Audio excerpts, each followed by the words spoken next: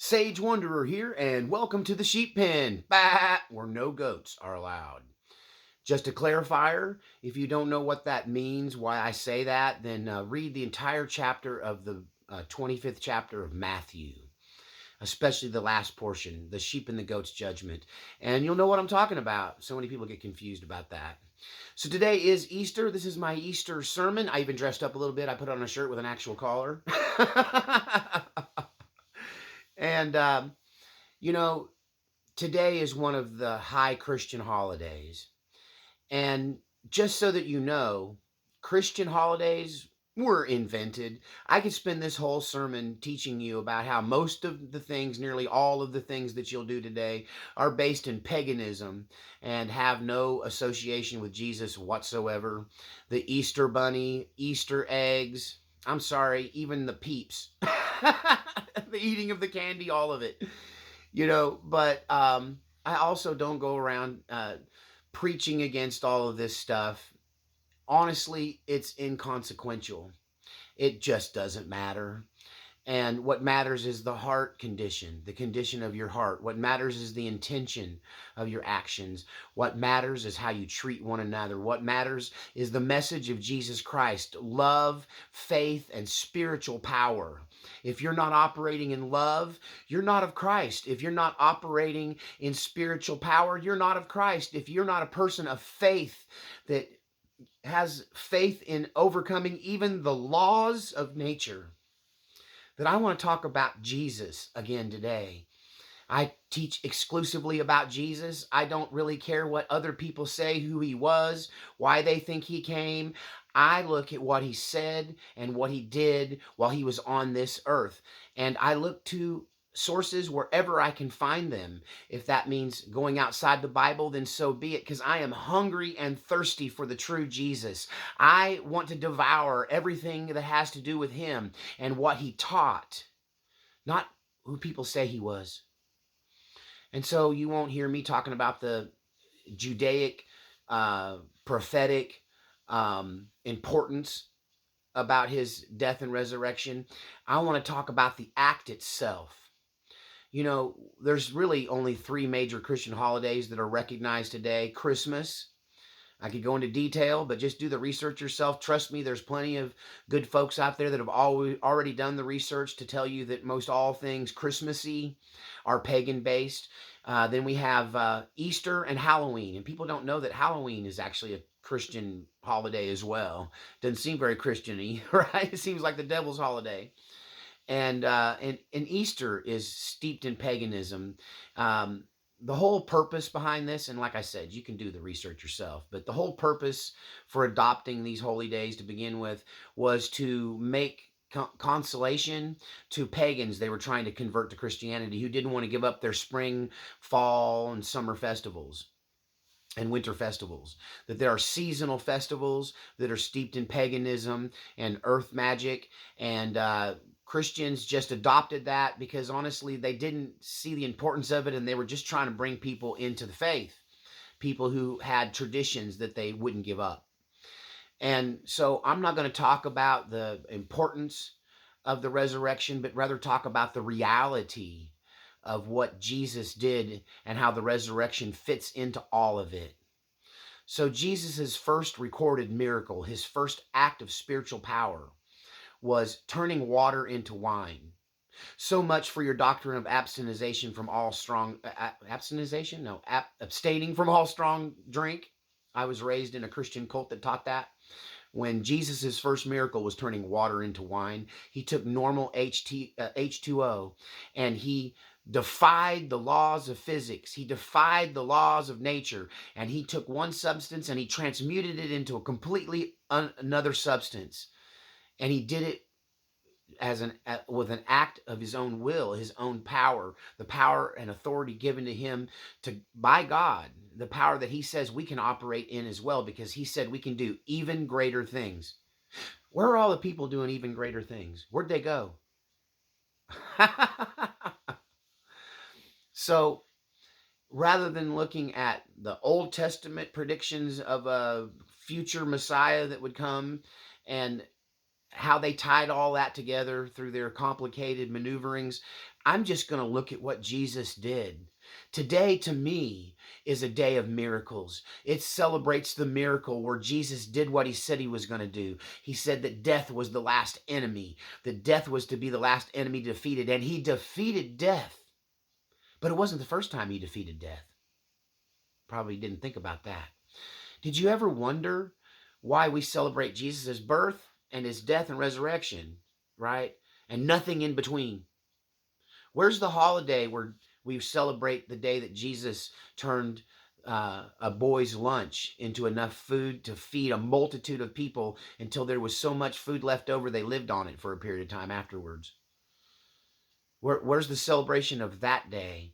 Where's the celebration of the day where Jesus spit into the mud, into the clay, and made mud and rubbed it onto a blind man's eyes and his sight was restored? Where's the holiday to celebrate that? See, Jesus made a practice out of defying the laws of nature, the laws of man, and the traditions that people want to attribute to God and call it law, when in fact Jesus called it the traditions of men. That he was constantly under attack for not following the Jewish traditions and laws. And I follow in his footsteps, right? Modern Christianity has written this new law, a tradition that they want to foist upon you. And they call it don't drink, don't cuss, don't smoke, don't chew, and don't hang around with those that do. None of that's in the Bible. Jesus said, you can't please these people, because John came preaching this ascetic, and I mean John the Baptist came preaching this denial of self where he fasted and he didn't drink and he abstained from everything, and they called him a false prophet and ran him out of town. And then Jesus came along eating and drinking and interacting with people as a normal human, and they called him a wine bibber, a drunk, accused him of being an alcoholic, right? And this kind of character assassination will accompany you anytime you preach true Christianity. What is true Christianity? Well, it's doing what Jesus did. It's love and faith and power. Love, faith, and power. That Jesus created a religion based on love and power and faith, right?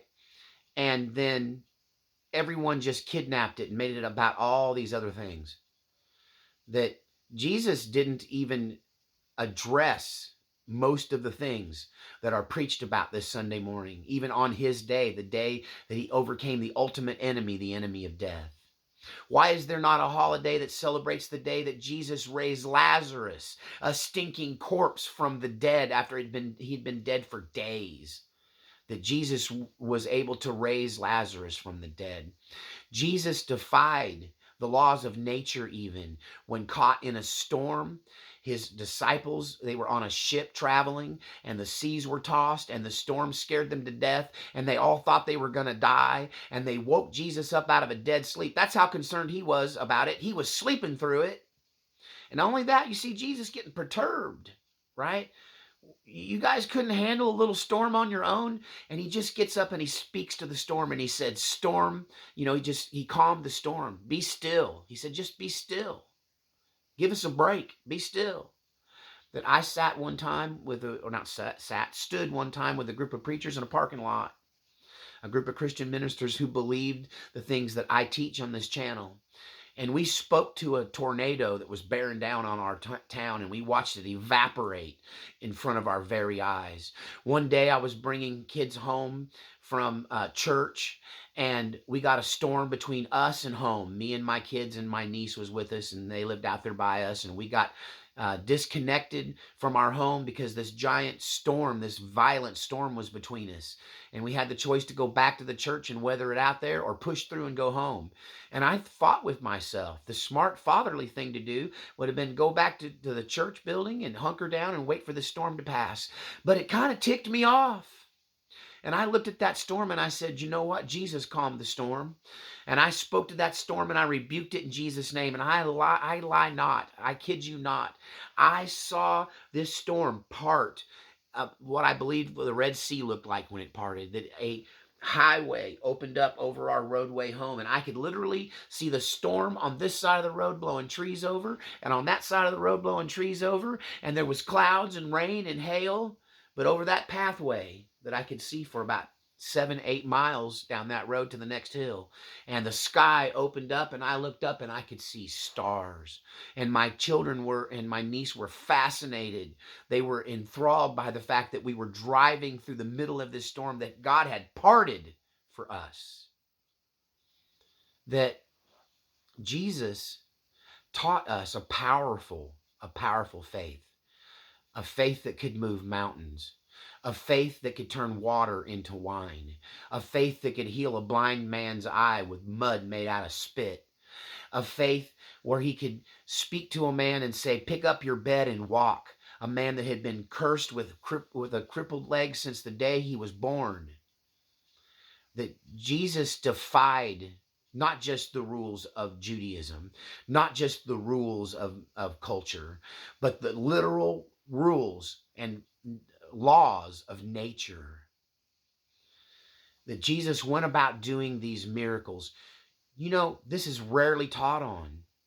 And you'll almost never hear that phrase where Jesus says that I did all of these things, but even that you could do even greater things in my name. Because then it would require them to exercise their faith and do something except preach against your bad behaviors. That's all they do. They sit in the pulpit, scare you with hell, and preach about how you're failing without really giving you the tools to succeed. They don't teach you that you serve now, when you accept Jesus, you serve now a powerful being that could, while he was on this earth, acting in the form of a human, he could turn water into wine, transmute something into something else on demand. That's amazing to me. That's the God I serve, the God of miracles, the God who healed the sick, and he didn't care that it was on the Sabbath and prohibited by their rules. That, it was against the law for Jesus to heal a man on the Sabbath, but that blind man where he spit in the mud and made clay, the act of spitting in the mud and making something violated their law. That Jesus healed on the Sabbath. Jesus ate picked grain and made food and cooked for his disciples on the Sabbath. That Jesus was accused of his disciples not following the proper protocol for washing their hands before they ate. And just so you know, it wasn't popping into a washroom with warm running water and washing your hands real quick before you ate. It was a ceremony people were required to do daily before they ate their food. They had to have a special bowl that was blessed by the priesthood. Didn't come cheap either. They had to have special water and a special towel, and they had to do it in a specific way. And Jesus was accosted because he didn't teach his disciples to follow these rules. That he was supposed to be some kind of rabbi, some kind of teacher, and he was accused of being a false teacher because he wasn't teaching this. And Jesus said something very interesting. After he dealt with his accusers, he went to the people and he said to them, don't you know that it's not the things that you put into your mouth that defiles your spirit, but the words that come out, the negative things you say, the way you condemn other people, the way you treat one another? Jesus' teaching are so simple that they confound people. That people have to dig up the Old Testament and Paul and drag all this stuff from everywhere to make all these different religions somehow coalesce, and they do it in a very confusing way when they're ignoring the reality that Jesus' teachings were simple, but so complex. It's one of those things, easier said than done. I was reading just this morning in the scriptures where Jesus taught that you're to forgive people. And one of his disciples went, how much are you supposed to forgive people? And even the holiest people that taught forgiveness at the time, they would teach that you to forgive them 7 times. And Jesus said, no, you're to forgive them 70 times 7. When you look into that saying, 70 times 7, Math was not a really well taught or understood thing at the time. It wasn't as common knowledge as it is today. Their teachings tended to be more linguistic and based in language.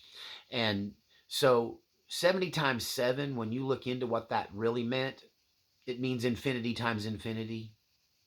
It means there is no end to forgiveness. But isn't that good news for us? Because there's no end to God's forgiveness. He will forgive us over and over again. All we have to do is keep admitting when we're wrong and putting one foot ahead of the other. Even Paul said, there is no condemnation for them who are in Christ Jesus, who walk not after the flesh, but after the Spirit. Be a spirit walker. Don't live in this flesh. Don't be bound by the laws of nature. Don't do something just because don't refuse to do something just because people say it's hard or you can't do it or it's impossible. That Jesus was a God of doing the impossible. So on this Easter Sunday, when people are doing their pagan behavior, practicing their pagan practices, right? Chasing the Easter bunny and doing Easter egg hunts, all of which have nothing to do with Christianity. Any attempt to bring that into Christianity, and I've seen it done where they use the egg to teach the Trinity, that's all man-made stuff. Jesus was not a teacher of traditions. He was not a teacher of ceremony. He was not a teacher of ritual. Jesus was a thinker. And Jesus taught that there are supernatural mysteries that you don't understand. And that through faith in him, through belief in the supernatural, to not be tied to things that seem immovable, that seem unassailable. Don't concentrate on impossible things, but see nothing as impossible, that all things are possible.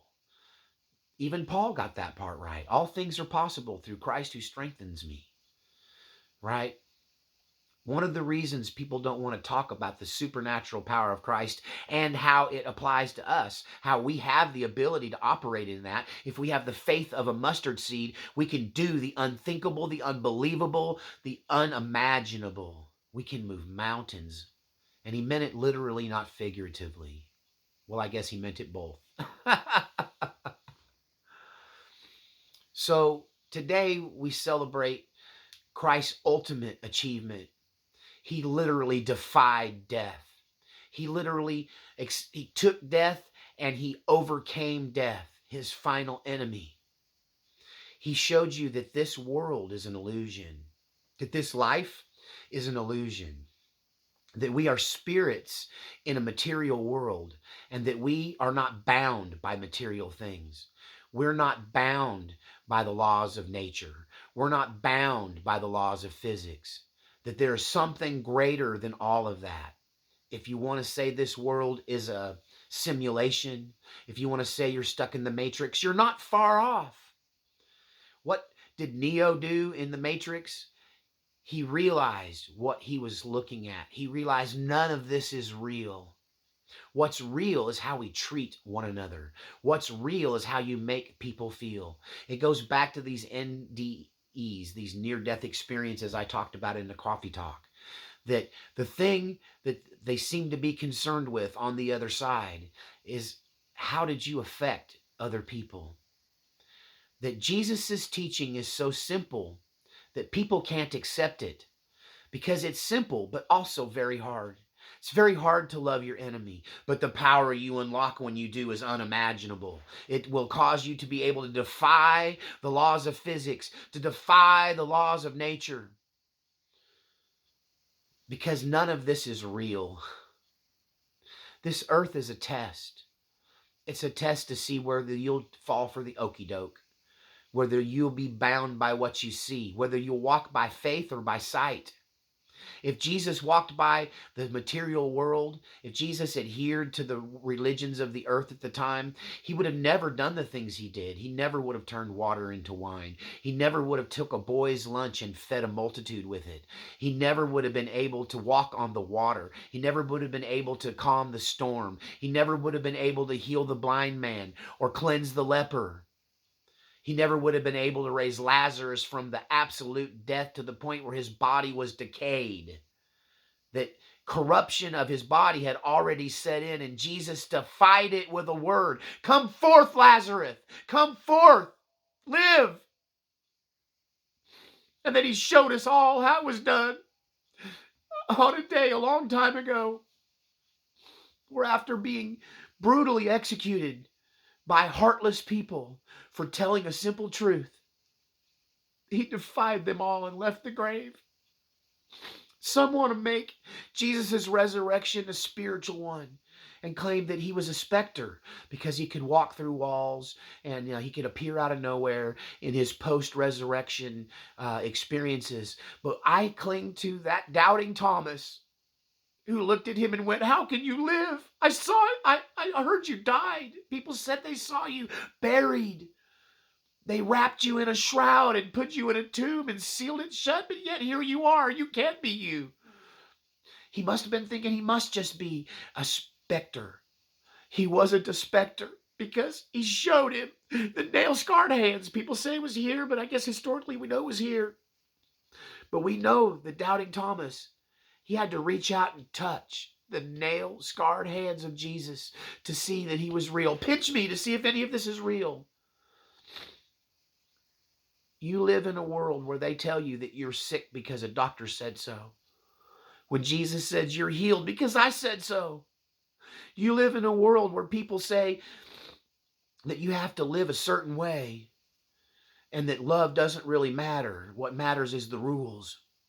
Even if the rules are unjust, even if the rules oppose love, they say that doesn't matter. What matters is the rules. And Jesus said the rules don't matter. Love is your rule. A new commandment I give unto you. A commandment that is greatest amongst all commandments. A commandment that every other commandment should hinge upon. Love the Lord your God with all your heart, all your mind, and all your soul. And love your neighbor as yourself. Love God, love other people, and love yourself. Love, faith, and spiritual power is true Christianity. Don't get bogged down in the Old Testament teachings. Don't get bogged down in the book of Revelation, which some people, and I'm not even a heretic for saying this, because of the Council of Nicaea, that book was almost rejected. And the only reason it was even kept is because of the beautiful images we have of the throne room of heaven. And they thought the book was valuable enough for that and that alone to keep it in, but it barely made it in. Don't cause the teachings of Jesus to have to be filtered through all of this malarkey. Look at it for the simple truth that it is. If you walk in love, if you believe that you are a supernatural being in a material world and that all of this is an illusion and death itself is an illusion, that's what I'm here to tell you today. Death has no power over you. You existed before this life, you exist in this world, and you will exist beyond this world.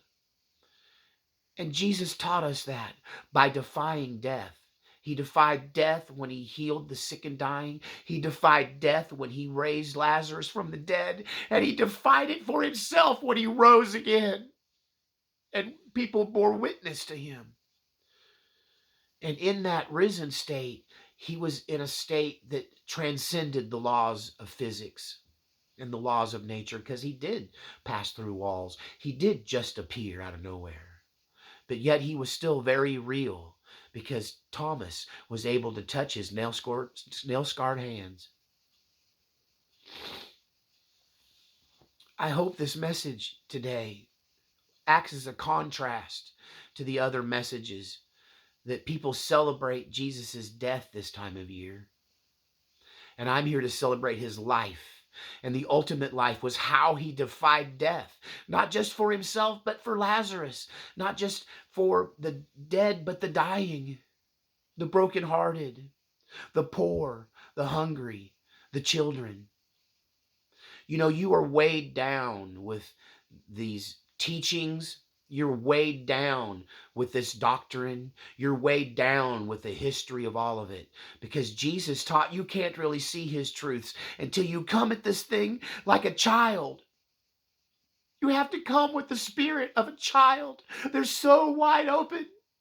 Children believe in magic. They believe in fairy tales. They believe in it all because they are open to belief. That in so many ways, a child has faith that we struggle to obtain. That we're born in a better position than we are as adults. We think our wisdom means something. It means nothing. We have to empty ourselves of all wisdom and accept that Jesus was a supernatural being, telling us that we are all supernatural beings imbued and empowered by our Creator to overcome literally death itself. Death has no power over me. I will transcend this earth, this planet, and this realm, and I'll go on to the next mission that God has for me, whether it's here or someplace else. That I'm a spirit, and this corporeal world has no power over me. Yes, I have to maintain the vehicle I ride in. I have to eat right. I have to sleep. I have to take care of myself. Doing that in some ways keeps us tied to the earth, but it also, you got to keep the vehicle going. I mean, this earth has a realness to it, but it shouldn't be a prison.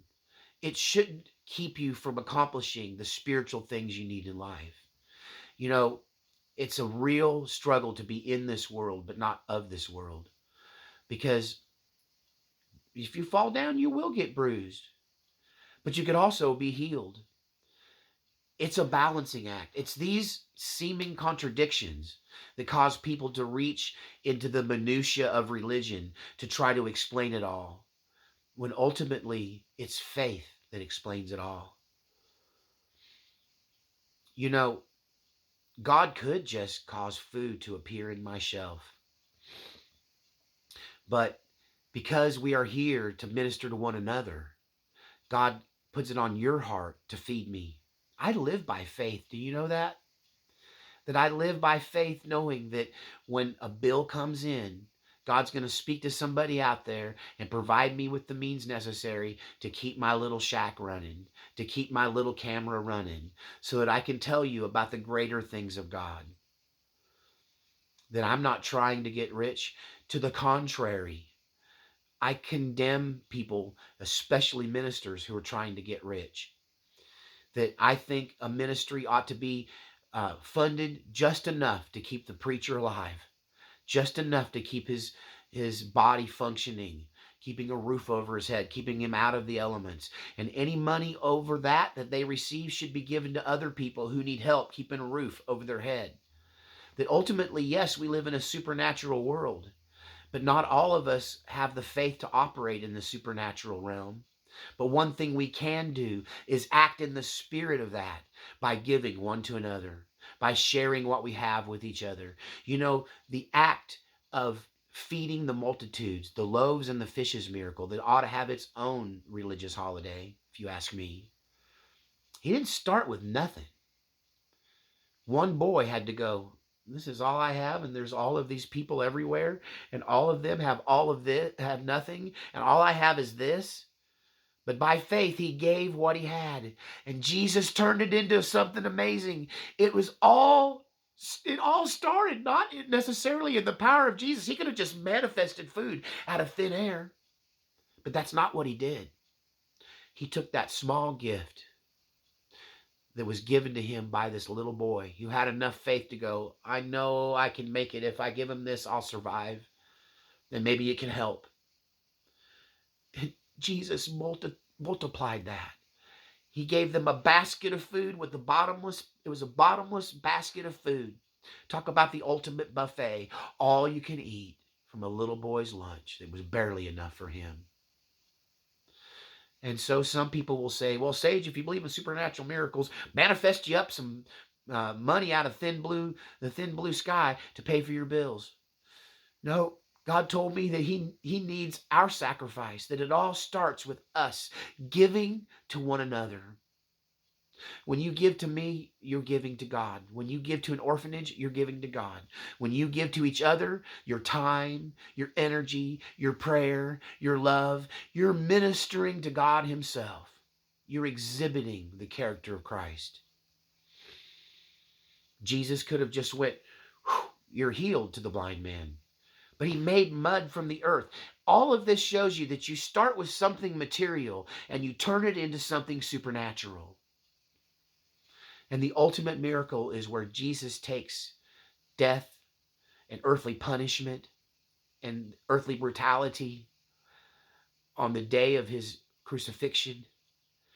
And in less than 3 days, he turns it into overcoming death itself.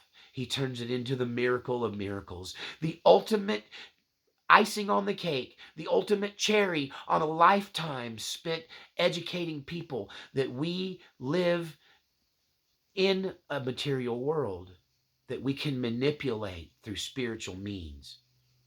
If our heart is pure, if our desire is correct, if we're aligned with the Spirit, if we walk not after the flesh, but after the Spirit.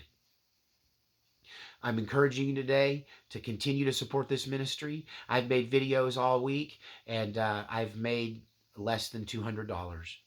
I've not made enough money this week to live on, but I have faith. I hate to say that Jesus could make me find a bag of money, or he could just have me go down to the river, pull out a fish, and there's a gold coin in his mouth. He could do all of that, but he'd rather that you act like the little boy who went, "I have a lunch. It's barely enough for me, but here you go." Was it the little boy's act of love that made that miracle so amazing? Or Jesus' supernatural power? I argue it was both, that they work together like a hand in a glove. When you pray for somebody, you're sacrificing your time and your energy. You're exhibiting a moment of faith, and then Jesus will step in and heal that person. As long as you operate in faith, as long as you don't do it in vain, as long as you don't do it expecting it not to happen, but doing it expecting it to happen. That little boy didn't know how those people were going to get fed, but he gave his gift. Give your gift of love today, not just to this channel. I ain't trying to sound like one of these TV preachers. Give your gift of love to your neighbor. Support this channel so that more people can get taught, so that I can keep doing this and not be weighed down by the cares of this world, but be free to extend these teachings and inspirational speeches designed to center you back on the basics of Christ's life, which was love and forgiveness, acceptance, power, supernatural power through faith, the faith that moves mountains. I want to offer you my love today and my blessings to you in hopes that you have a wonderful Sunday, that you spend time with your family, that you reconnect with the things that are important, that you find Jesus and his love this day, and don't get bogged down in the details, but rather look at the big picture.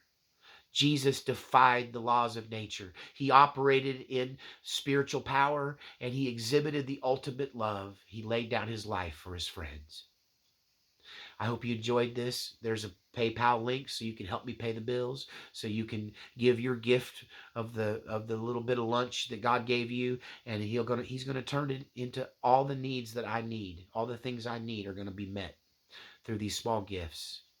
And I just pray blessings upon you, that the love of Christ finds you today, and that you show someone else that love.